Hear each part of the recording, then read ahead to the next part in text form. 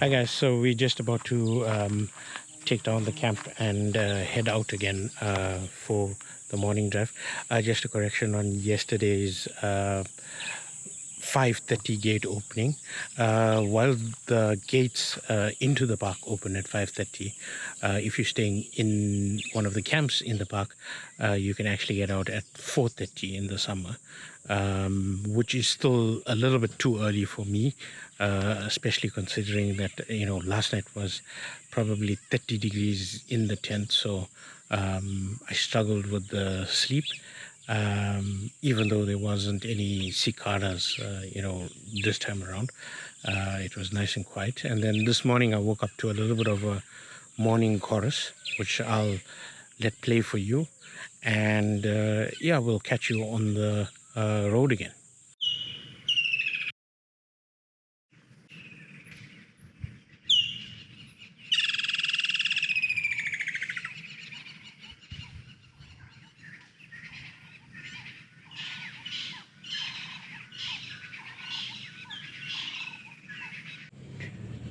Alright guys, so we packed up the camp and we are off. Just give one last look. See, we haven't left anything behind. Okay. We're gonna go down to the low water bridge crossing at the back of Shingwedzi, see if there's anything there, and then come up and go back down the S52. We'll have the sun behind us, so this will hopefully be a bit of a better drive, and hopefully the elephants aren't as agitated as they were yesterday evening.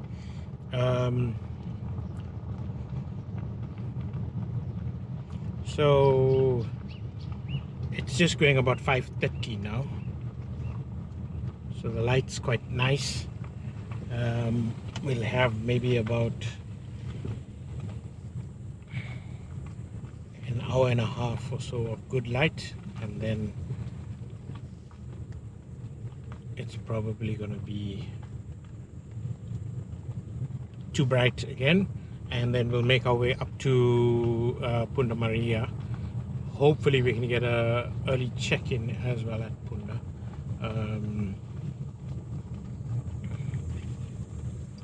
I missed a turn, it seems. Oh, I think I did.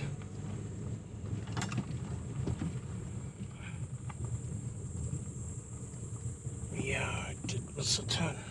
So yeah, hopefully they'll let us check in early at Punda, then I can make lunch quickly and be ready for the 2 o'clock start for the birding on foot event. Last time they told us we're gonna start at I think or we're gonna meet at 2 o'clock and then be out on the first drive at 3, but I think all the excitement got to the people and they were already on the truck by like 1:30. So yeah, I'll try to get to Punda as early as I can, and hopefully they will allow the check-in. Okay, we'll touch base through the day, and if there's anything exciting, we'll come back to you. Hopefully there are lots of exciting things.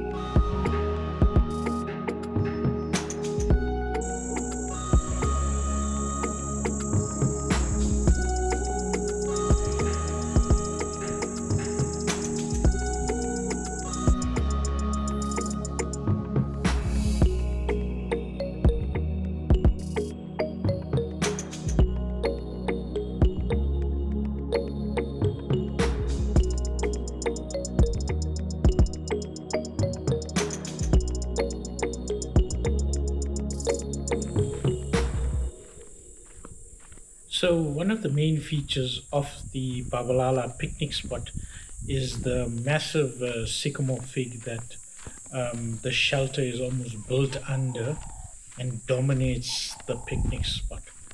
Um, the picnic spot itself is manned, so there is a lady who said she's been at the picnic spot for more than 20 years, and she's provides services at the picnic spot. And the picnic spot makes for some good birding, as well as looking out for buffalo and elephant, which come to visit the waterhole, which is close by, and drink from the waterhole that is there. Um, but obviously, it also makes for a great stop to grab a coffee between Shingwedzi and Punda Maria, and then be on your way again.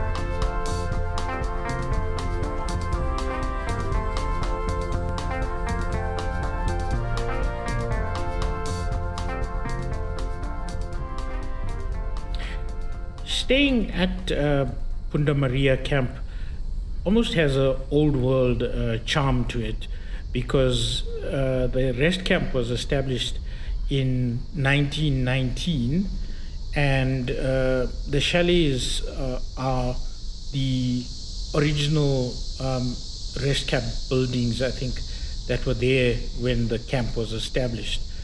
So you'll see these whitewashed thatched roof chalets that almost hark back to a bygone era. And the first time we stayed there, we almost felt that they were quite different from any of the other chalets in the park.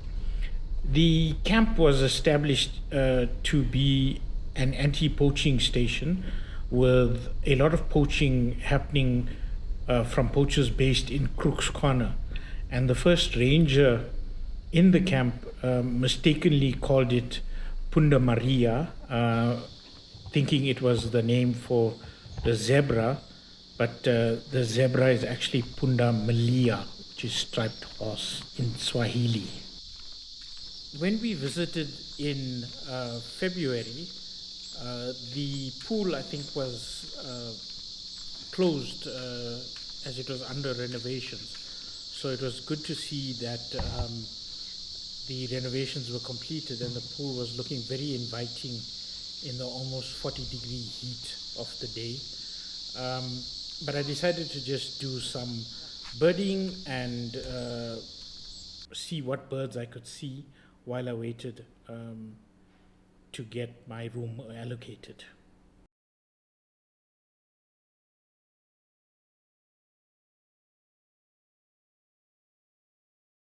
Hey guys, so we can't really get into the room until about 1 o'clock because the tour leader needs to make sure that all the rooms are in good condition and sign off on them.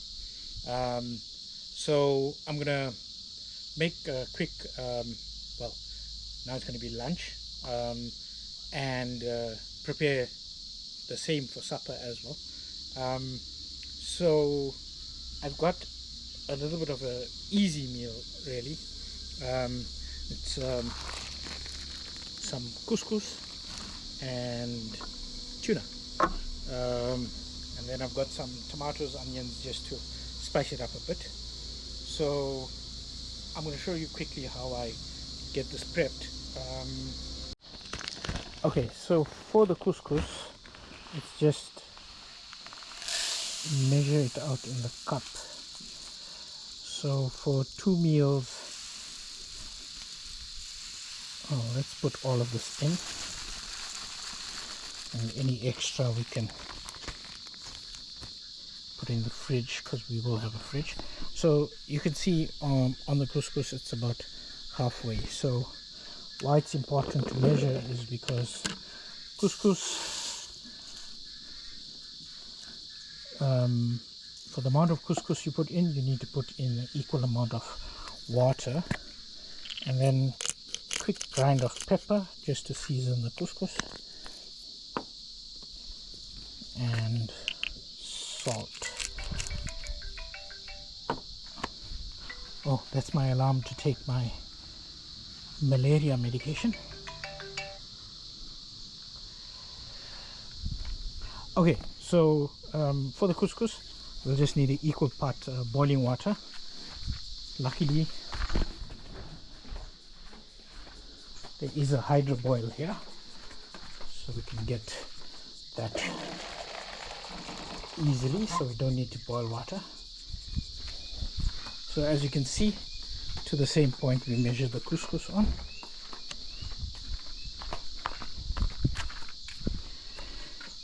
And that water goes in.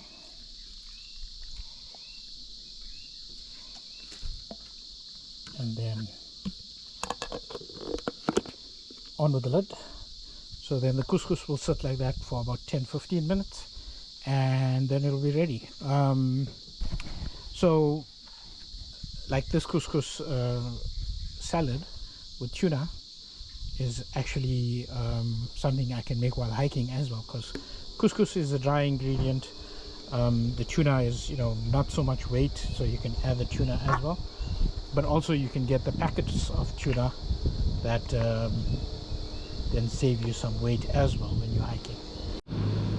So while the couscous is sitting, I'll just cut up about 1/4 of an onion. Not too much, doesn't have to be too much.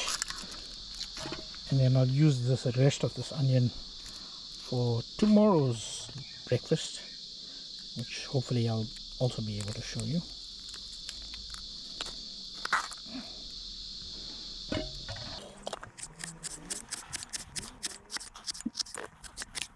You don't have to be too precise with your cutting.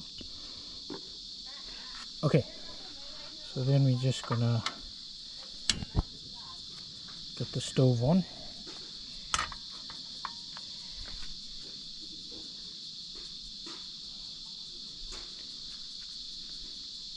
Okay, while the stove is heating up, you can also add in some chilies. I'm gonna just use 2 for now. Wash them, chop them.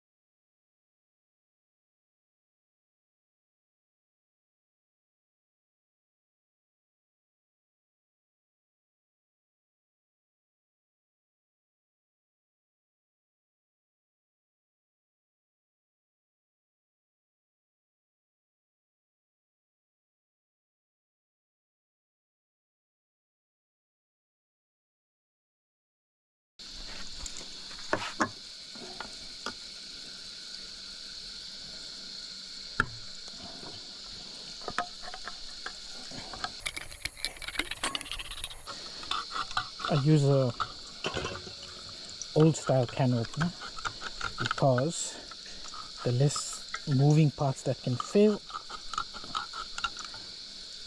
the more durable it is.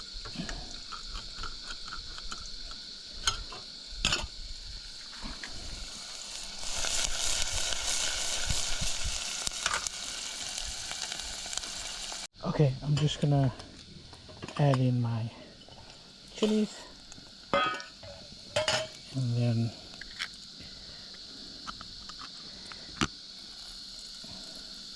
my tuna that I drained but not completely, and then I'm just gonna turn off the stove and let this tuna warm through basically.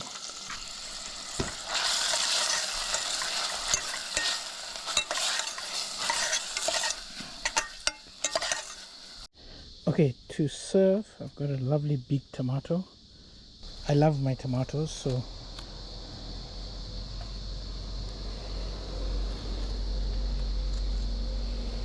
if you don't like your tomatoes, you can always skip the fresh tomatoes.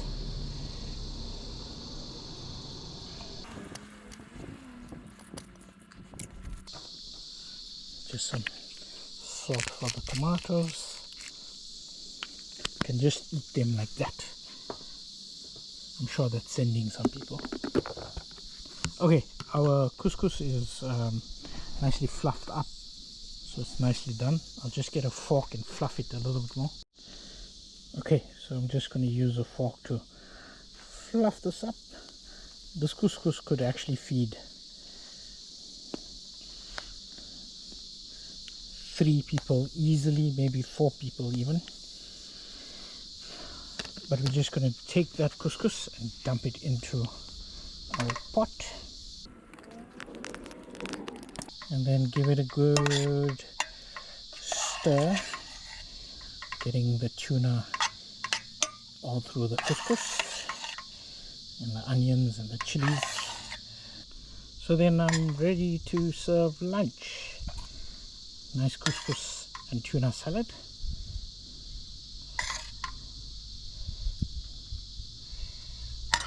Warm couscous and tuna salad. I'll just add a few of the tomatoes.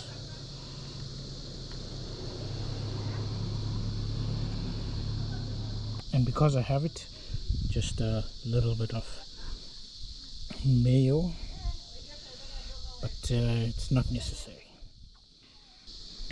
Okay, there you go. Ready to tuck in.